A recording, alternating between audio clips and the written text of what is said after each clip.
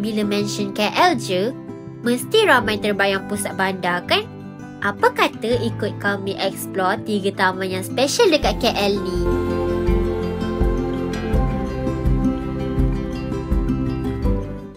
Korang boring tak setiap kali datang KL je mesti pergi mall? So, kali ni kita orang akan bawa korang pergi jalan-jalan dekat taman-taman yang unik dekat KL ni. Jom!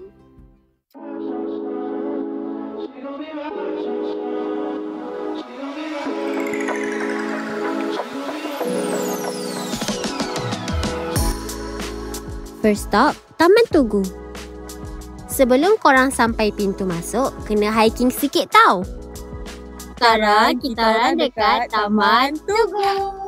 So ini route kita orang pada hari ini. Kita orang akan ambil route yang kali hijau ni, which is 1.5 km. Start daripada sini sampai sini. Korang kalau first time hiking, jangan risau tau. Kat sini ada banyak track and checkpoint untuk guide korang. Trail dia mudah je tau. Orang berusia pun boleh naik. Sepanjang kita orang hiking, suasana sangat sejuk dan tenang. Sesuai untuk korang yang tak suka cuaca panas. Tengok ni, ramai kan orang?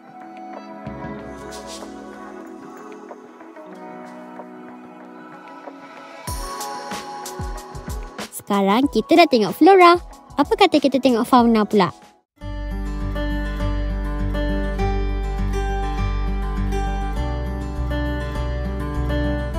We are now at Taman Botani Perdana.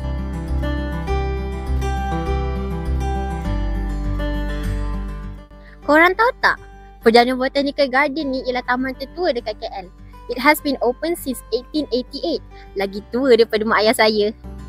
Tempat waterfall ni cantik tau. Sangat strategik untuk orang yang nak ber-free check atau nak ber-OOTD kat sini. Sini ada banyak pokok dan tumbuhan. Diorang ada sediakan papan informasi juga tau. Sekarang kita dekat Taman Rusa. Taman Rusa ni ada dekat dalam Perdana Botanical Garden. Jadi kena jalan sikit tau. Tada! Dah sampai. Korang tahu tak?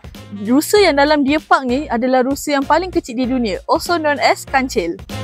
Dekat sini bukan ada satu jenis rusa je tau. Ada banyak.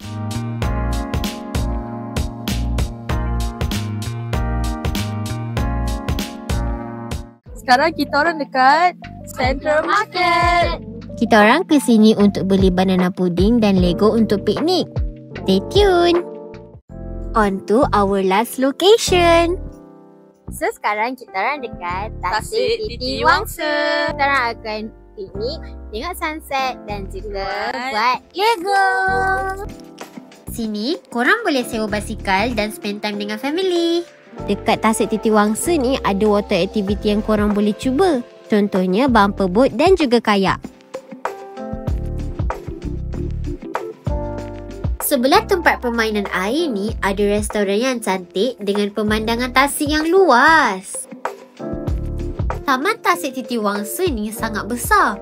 Jadi korang boleh piknik, cycling dan ia juga menjadi tempat photoshoot yang hangat untuk graduation dan wedding.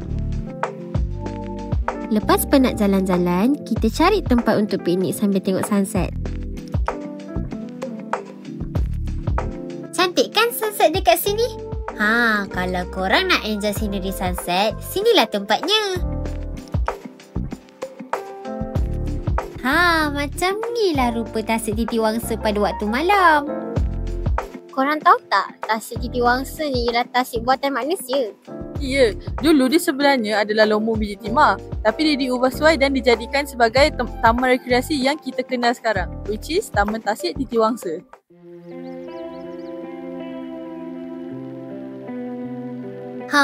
Best kan KL sebenarnya? Kita orang dah bawa korang explore 3 taman hari ni. Selebihnya korang kena experience sendiri tau. Sampai sini video kali ni. Semoga jumpa lagi. See you in the next video.